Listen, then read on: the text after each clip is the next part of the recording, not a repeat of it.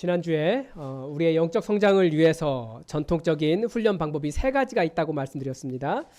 첫 번째가 뭡니까? 자신의 마음을 훈련하는 것입니다. 두 번째는 책을 읽는 것이었고요. 세 번째는 교회 공동체와 함께 신앙생활을 하는 것이다 라고 말씀드렸습니다.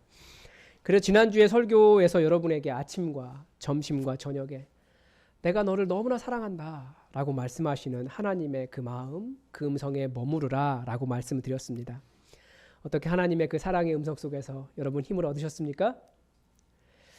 아마 또 다른 분들은 지난주에 그렇게 하나님의 음성에 머무를 시간, 그 들을 시간 없이 매우 바쁘게, 그리고 그 사랑의 음성보다도 훨씬 더 잔인한 상황과 현실과 주변의 언어 속에서 또 이리저리 휩쓸리며 사셨을 것이라고 생각을 합니다. 그래서 우리에게 더 필요한 것이 바로 우리를 사랑한다라고 말씀하시는 그 하나님의 음성입니다. 여러분 또 한 주간 그 사랑의 음성을 듣기 위해 여러분 멈추어 서셔야 돼요. 그리고 묵상하셔야 되고요. 그리고 비록 우리의 현실이 사랑받지 못하는 것처럼 보인다 할지라도 하나님의 사랑은 크고 변함이 없으시다는 것을 꼭 붙잡고 그렇게 살 수 있기를 바랍니다. 또 하나는 책을 열심히 빌려가시라고 하셨는데 지난주에 빌려가셨나요? 여러분 좀 말씀드리면 따르십시오. 일주일간 신앙서적 좀 읽으셨습니까? 그렇게 말씀드리고 사실은 저는 하나도 못 읽었어요. 지난주 월화를 하루 종일 아침부터 저녁까지 세미나를 듣고 났더니 이제는 저도 늙었나 봅니다.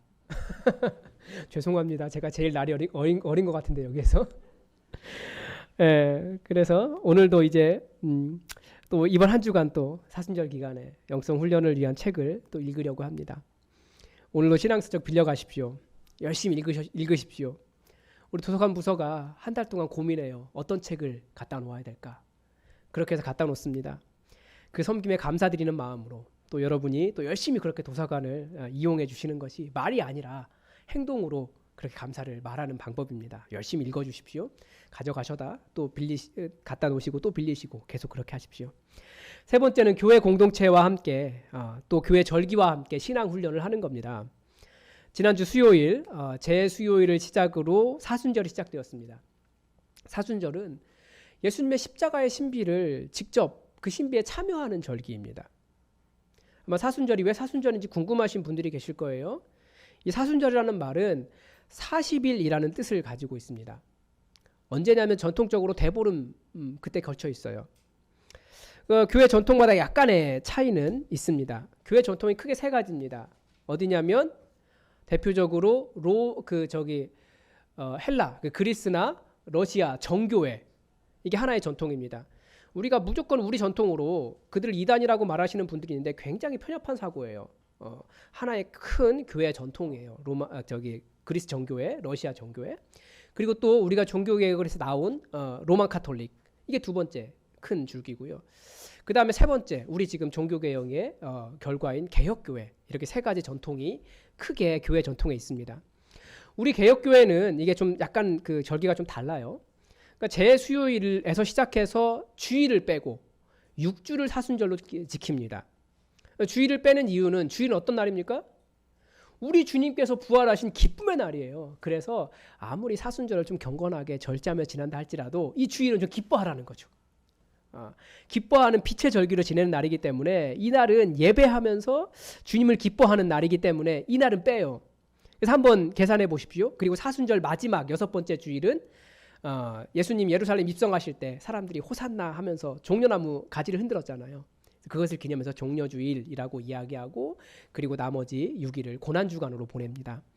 그러니까 일주일 중 6일 그리고 6주, 66에 36 여기다가 수요일부터 시작하니까 수, 목, 금, 토 더하면 40일 이렇게 해서 사순절을 우리가 보냅니다.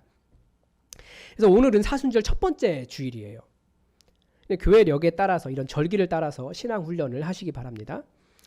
그래서 복음서를 통해서 특별히 더 복음서를 통해서 십자가로 가까이 가시는 예수님을 보시기 바랍니다. 우리가 어떤 마음이 되어야 하는지를 잘 한번 생각해 보십시오.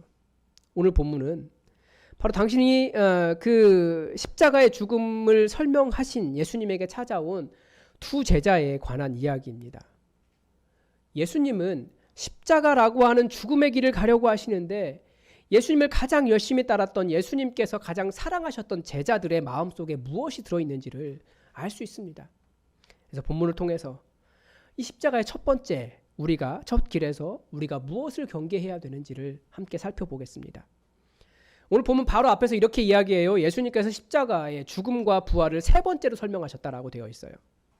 우리가 예루살렘으로 들어가면 나는 대제사장과 서기관들에게 넘겨지고 그 사람들은 나를 죽이기로 결의하고 이방인들에게 넘겨주고, 그러니까 로마인들에게 넘겨주고, 또 그 이방인들은 나를 채찍질하고 또 나를 능욕하며 침뱉고 채찍질하며 죽일 것이다 라고, 그러나 3일 만에 살아날 것이다.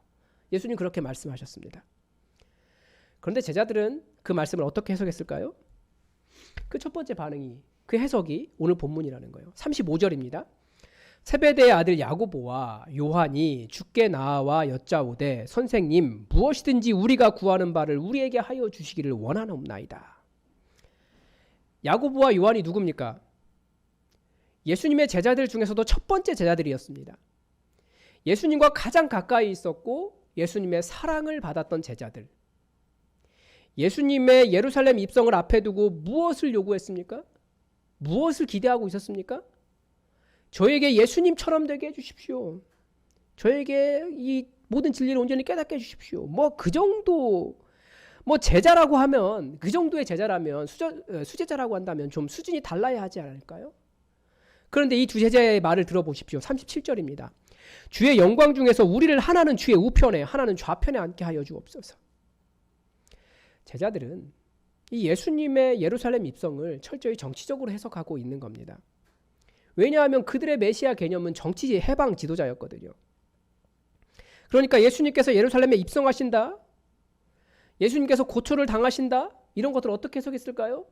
로마 군인들과 싸우다가 뭐 잠깐 부상을 입어서 한 3일 정도 고생하시나 보다, 이 정도 해석한 것 같아요. 그러니까 예수님의 부활도 정말 죽었다가 살아난다기보다는 죽은 것처럼 되었다가 살아난다, 이 정도로 해석한 것 같아요. 그러니까 영광만 생각한 겁니다. 드디어 예수님께서 영광을 얻으신다, 우리가 로마로부터 독립하는구나, 이렇게 해석했다는 겁니다. 실제로 100년 전에 우리나라가 일제에 의해서 주권을 잃었을 때도 많은 지식인층이 복음을 받아들인 이유도 비슷했습니다. 메시아 안에는 정치적인 해방자가 들어있거든요. 그런데 그렇게 되지 않으니까 많은 사람이 또 떠났죠. 이스라엘도 기원전 8세기 이후에 잠깐 몇십 년 독립한 적은 있지만 계속 나라 없는 사람들이었어요. 바벨론에게, 그 다음에는 바벨론 바뀌니까 페르시아에게, 그리고 페르시아가 헬라, 그리스에게 지니까 그리스에게, 그리고 로마에게, 그렇게 지배를 당하며 독립을 얻지 못했습니다. 예수님 오실 때까지 거의 700년 가까이. 그리고 우리가 알다시피 실제로 이스라엘이라고 하는 땅에 그 사람들이 정착한 시기는 1946년인가 8년 되잖아요. 거의 2000년 넘게 그렇게 나라 없이 살았습니다. 얼마나 메시아를 기다렸겠습니까? 그러니까 계속 그렇게 독립 없이 수탈을 당하며, 그러니까 예수님께서 예루살렘에 들어가서 영광을 얻으시는 것은 바로 독립된 새로운 왕국, 구약 성경에서 말하는 무너진 다윗의 장막을 회복하는 일이라고 생각한 겁니다. 야고보와 요한의 요구는 바로 그 새로운 왕국에서 우리를 영의정, 좌의정 세워주십시오라고 하는 인사청탁이었던 거예요. 우리도 한번 생각해 봅시다. 제가 야고보와 요한이라고 생각하고 예수님께 무엇을 요구할까를 한번 생각해 보았습니다. 저 그래도 목사잖아요. 무엇을 요구할까요? 조금 더 고상하고 더 고차원적이고 이 목사라는 직분에 부끄럽지 않은 요구를 할 거라고 생각하면서 제 평소의 기도 제목을 보았더니 사실 저도 크게 차이가 안 나더라고요. 결국은 영광이에요. 그 영광 안에 뭐가 있습니까? 돈이 있습니다. 목사라고 돈을 포기한 것처럼 보이지만 사실은 저도 가정이 있고 그렇잖아요. 열심히 기도하는 것도 20년째 하늘의 문을 여소서, 이곳을 주목하셔서 5만 원짜리 뭉텅이를 좀 떨어뜨려 주십시오. 고상하게 기도하지만 결국 그거더라고요.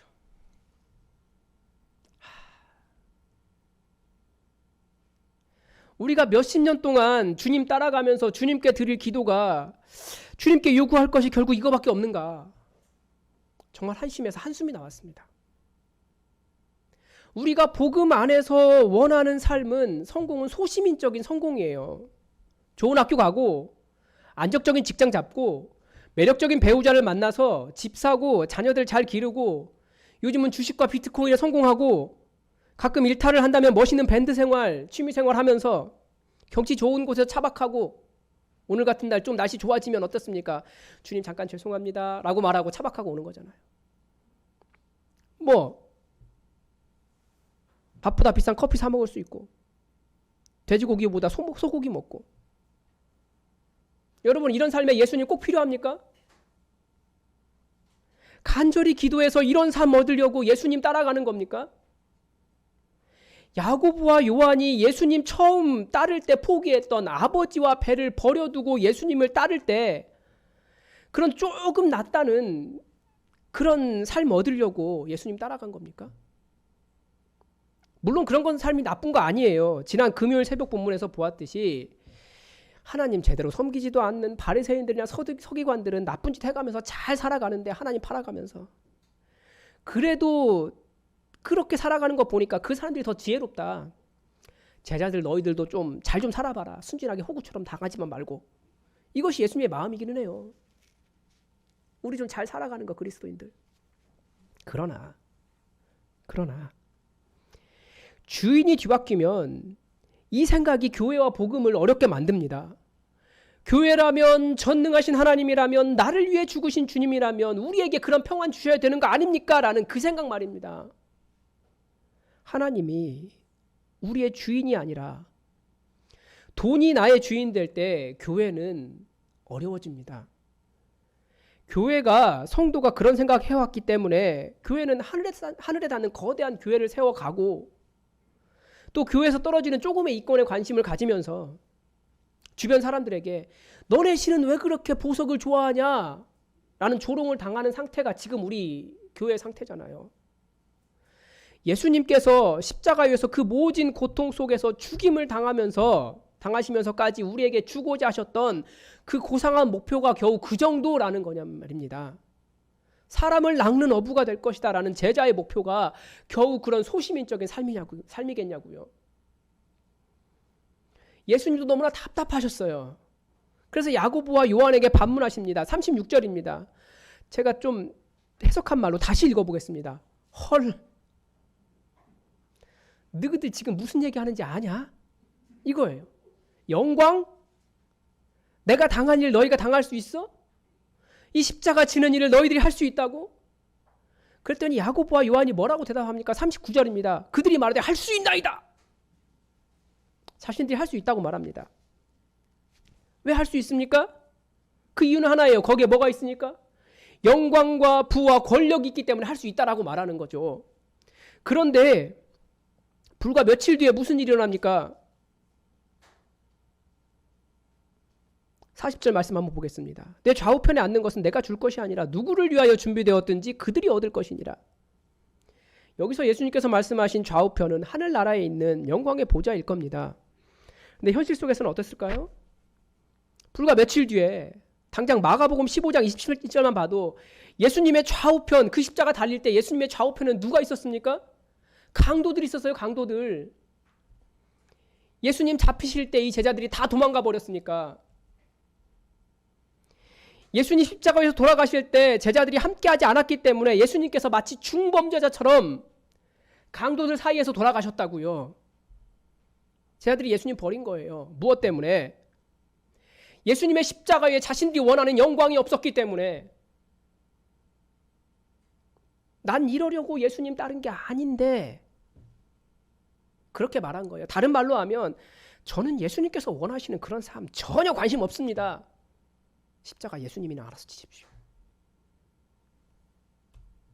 여러분 계속 말씀드립니다. 죄가 무엇입니까? 하나님 이외에 다른 주인 섬기는 것이 죄예요. 그런데 인간의 마음은 절대 빈자리로 있지 않습니다.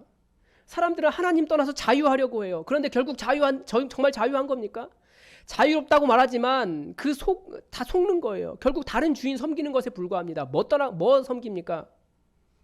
사람들이 하나님 떠나서 따르는 주인이 결국 이 세상 풍조고 공중권세 잡은 자 사탄을 따라갈 뿐이에요. 한번 생각해 보세요. 사람들이 나 이제 교회 안 나가요 라고 말할 때 그 머릿속에 들어있는 말이 무슨 말입니까? 사람들이 말하는 거 보니까, 이리저리 말하는 거 들어보니까 교회는 믿을 게 못 돼. 그러니까 떠나는 거예요. 정말 자유롭다고요? 세상 풍조 따라가고. 교회라는 단어만 나와도 경기를 일으키며 과도하게 거부감을 일으키는 분들이 있습니다. 그건 영적인 문제예요. 물론 죄송하죠. 코로나 상황이 조금만 나아지려고 하면 교회들에서 집단 감염이 일어나서 결국 그 손해는 모든 자영업자들이 다 뒤집어 썼어요. 사실 교회로서 많이 죄송한 거 맞아요. 우리가 교회가 그런 분들 조금만 더 배려해서 비대면 상황을 조금 더 진행했더라면 한 죄송한 마음이 있습니다. 생계를 위해서 어쩔 수 없이 일하다가 100명이 넘는 집단 감염 일어나는 것과 교회가 방역수칙 안 지키다가 집단 감염 일어나는 경우는 완전히 달라요. 죄송한 건 맞습니다. 그리고 물론 억울한 면도 있죠. 죄송한 건 맞아요. 우리가 직접적으로 그런 건 아니니까. 그래도 죄송해요. 또 목회를 해보니까 시간이 지날수록 뭐가 남을까요? 제가 교회에서 잘한 것보다는 실수한 것, 성도들에게 미안한 것, 죄송한 것, 이런 것만 남습니다.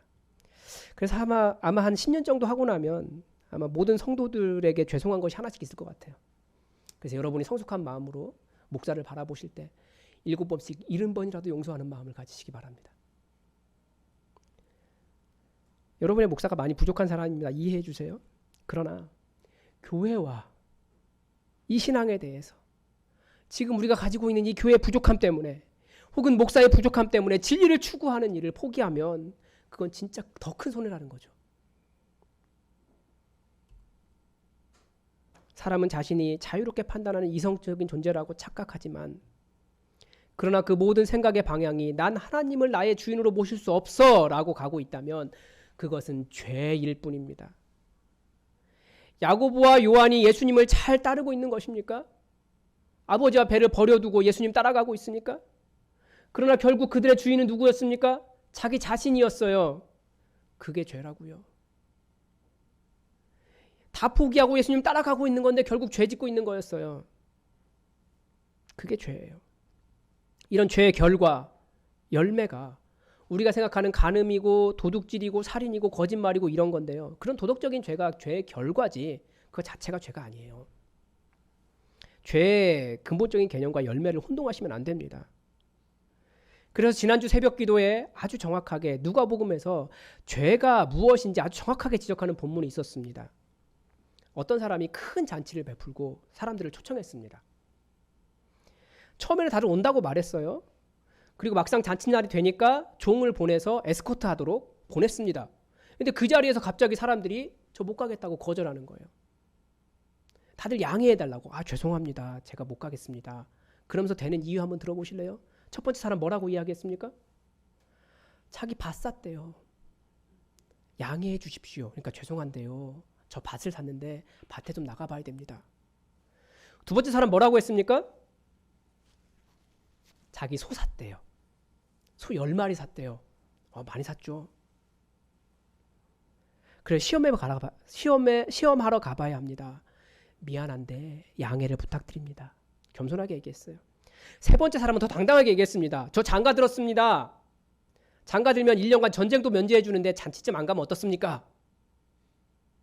여러분 밭 사고 소 사고 장가 드는 것이 죄입니까? 무슨 살인을 한 것도 아니고 거대한 탐욕을 부린 것도 아니에요. 어떻게 보면 열심히 일해서 정말 성실하게 일해서 자기 정말 소시민적으로 잘 살 수 있는 그런 배경을 마련한 거예요. 조금 더 나은 삶을 살기 위해서 그렇게 살아간 겁니다. 노력한 거예요. 그러나 주인이신 여호와 하나님을 주인으로 모시지 않고 자기 이익에 집중했기 때문에 주님의 초청에 응하지 않은 것, 그것이 죄라고요. 다른 게 죄가 아니에요. 그러니까 야고보와 요한, 그리고 또 이 일을 듣고 야고보와 요한에게 너희들 모든 영광을 차지하려고 이런 욕심쟁이들, 탐욕스러운 놈들, 정말 너희 나쁜 놈들이야 라고 하며 싸운 제자들까지 도덕적인 문제는 없지만 그게 죄였다고요. 하나님도 잘 섬기고 또 그런 것도 가질 수 있잖아요. 맞습니다. 그러나 둘 다 주인으로 섬길 수는 없습니다. 우리 마음에는 한 주인밖에 모실 수 없어요. 그래서 예수님의 그 죽음의 십자가를 통해 자기의 십자가를 지고 정말 예수님을 따를 사람들을 부르셨습니다. 그러니까 제자가 그런 사람들이에요. 우리들. 예수 그리스도 이외에 주인 되는 것이, 다른 것이 주인 되고 있으면 그것은 다 예수님 따르는 거 아닙니다. 명확하게 기억하십시오. 그런데 예수님과 경쟁하는 대상이 누굽니까? 주로 우리 사랑하는 가족이에요. 오늘 남편 밥 해주러 가야 돼요. 아니면 오늘 우리 딸 뭐 하는데 도와주러 가야 돼요. 주님께서 부르실 때 그런 것들 때문에 예수님이 후순위로 밀려요. 혹은 직장인입니다. 아니면 자신의 안락함입니다. 조금의 안락함. 나의 여유, 나의 자존심, 이런 거 챙기려고 예수님을 밀어내고 있는 거예요. 또 조금 더 나가면 너무나 당연하게 이것은 건들지 말아라, 심지어 예수라고 할지라도. 그런 것 있습니다. 예수? 성경 말씀? 감히 내 자식 건드려? 지금 나 먹고 사는 거 건드려? 내가 이런 일도 해야 돼? 이런 자세가 바로 예수님 따르지 않는 자세예요. 그래서 교회에서는 그런 거 최대한 안 건들고 두루뭉실하게 넘어가려고 하잖아요. 예수님께서 제자들을 잘 타이르셨어요. 인자가 온 것은 섬김을 받으려 함이 아니라 도리어 섬기려 하고 자기 목숨을 많은 사람의 대속물로 주려 함이니라. 부드럽게 말씀하셨지만 굉장히 큰 결단이 들어있어요. 예수님을 따르는 삶은 섬기는 겁니다. 어떻게 섬겨야 할까요? 주로 우리가 섬기는 섬김은 교회 안에서 봉사예요. 지난주 금요성경대학에서 예배부 차장님께서 제가 강의 중에 마실 물을 정말 열심히 챙기시더라고요. 그래서 제가 그렇게 말씀드렸어요. 너무 제 복지에 신경 쓰지 마시라고. 저도 물 떠다 먹을 줄 알아요. 근데 왜 그랬을까요? 너무나 감사하고 너무나 좋은 섬김의 모습입니다. 물론 여러분 너무 그렇게 또 안아지는 마세요. 그래서 정말 그 귀한 집사님의 그 섬김과 열정과 그 십자가 지는 마음을 제가 이렇게 홀랑 마셔버리는 것이 너무나 죄송한 마음이 들더라고요. 그런 것이 섬김 목표가 아니에요. 목숨 걸고 할 일입니까 이게? 감사합니다. 이제는 우리가 조금 더 생각을 좀 바꿔야 돼요. 정말 목숨 걸고 해야 될 우리 교회만이 할 수 있는 일이 무엇인가? 제가 지난 1.5년 동안 말하고 싶었는데 말하지 못한 말이 있습니다. 제가 이 교회를 선택한 결정적인 이유, 여러 가지가 있는데 그 중에 하나는 정관에 기록된 핵심 가치 때문이었어요. 딱 처음 보는데 그만 보이더라고요. 4가지가 있는데 그 중에서 2번째, 영혼 구원과 제자 삼는 교회.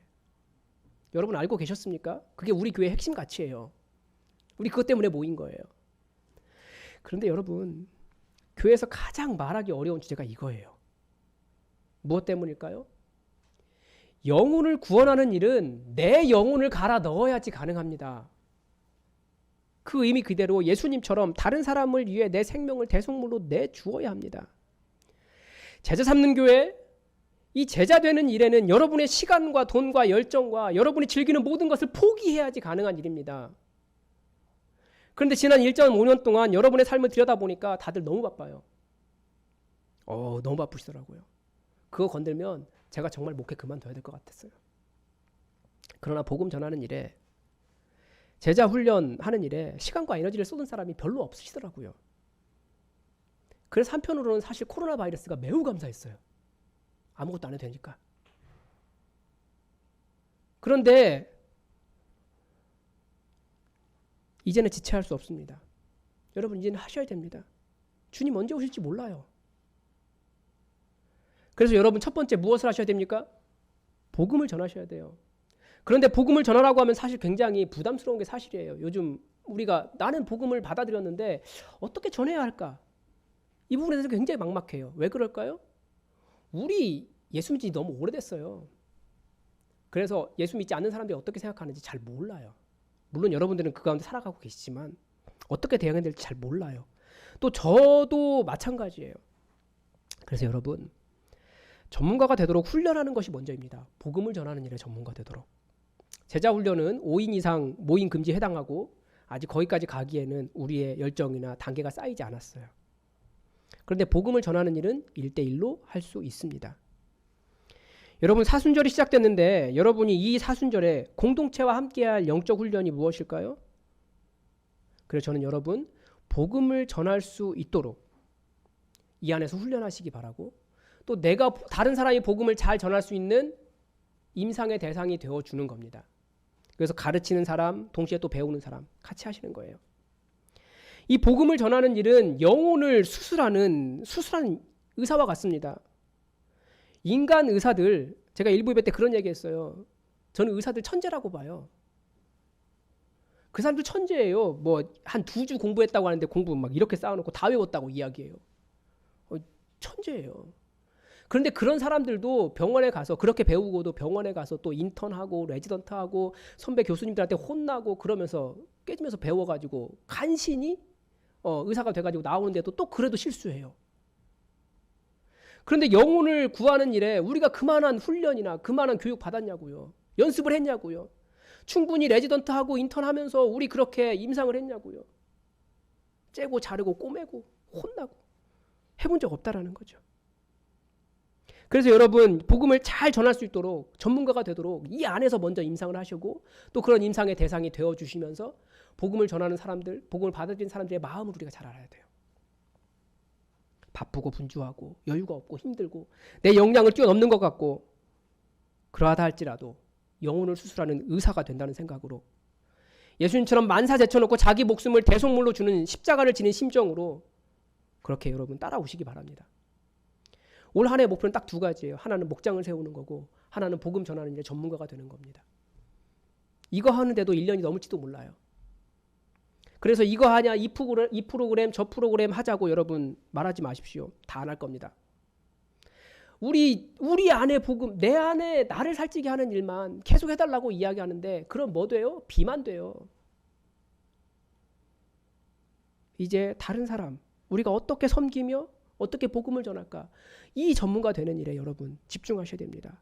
그리고 복음을 전할 때야 비로소 우리가 무엇을 모르는지, 우리가 무엇이 부족한지를 깨달을 수 있고요. 그리고 또 어떤 책을 읽어야 하는지 깨달을 수 있고요. 성령 충만할 수 있어요. 여러분, 성령의 역사가 어디에서 일어납니까? 다들 뭐 치료가 되는 것, 뭐 이런 거 생각하지만 성령님의 역사는 기본적으로 복음의 증인되는 일이에요. 그렇기 때문에 성령님의 역사를 볼 수 있는 곳은 복음 전하는 곳에서 그 사람이 복음을 듣고 변화되는 일을 통해서 우리가 성령님께서 역사하시는 것을 경험할 수 있습니다. 여러분, 복음을 전할 수 있도록 배우고 훈련하십시오. 제가 이번 주에 진짜 제자가 되어야 된다, 예수님 따라가야 한다는 설교를 하겠다고 어떤 목사님께 말씀을 드렸어요. 그랬더니 그 반응이 뭐라고 하신 줄 아십니까? 한마디 더 있는데, 최 목사 불안해. 일반 교회에서 목사가 두루뭉술하게 그냥 예수님 따라가자, 말씀을 따라가야 된다, 이렇게만 말하면 안전하다는 거예요. 그런데 구체적으로 그 사람들의 시간과 성도들의 시간과 돈에 대해서 헌신을 요구하고 그거 내려놓고 따라오십시오라고 말하면 목회 포기해야 된다는 거예요. 이게 말이 됩니까?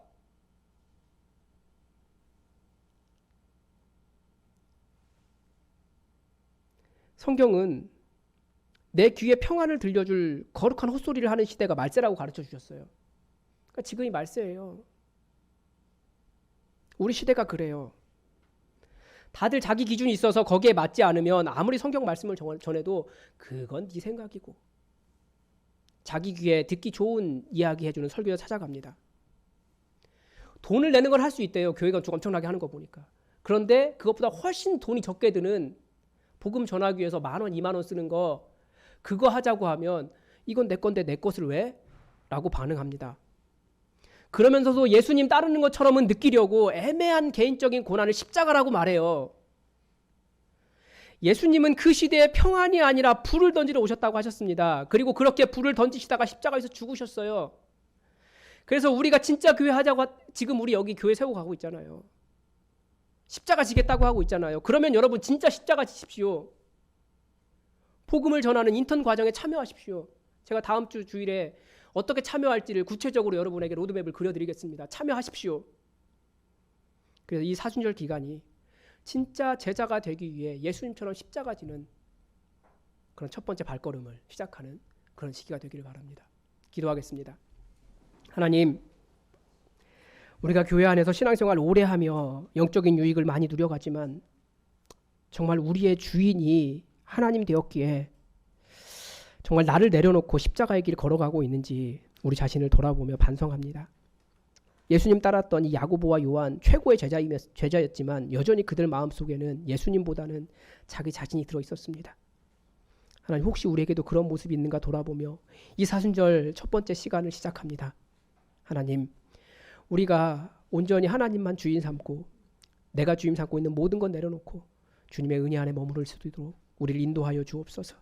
특별히 복음 전하는 일부터 그 복음 전하는 일을 감당할 수 있는 역량을 갖추기를 원하오니 우리에게 주의 영을 부으사 복음을 바르게 알게 하시고 또 바르게 깨달아 바르게 선명하게 사람들에게 들려줄 수 있도록 우리를 준비시켜 주시옵소서. 주님께서 우리와 함께 하시기를 원하오며 예수님의 이름으로 기도드립니다. 아멘.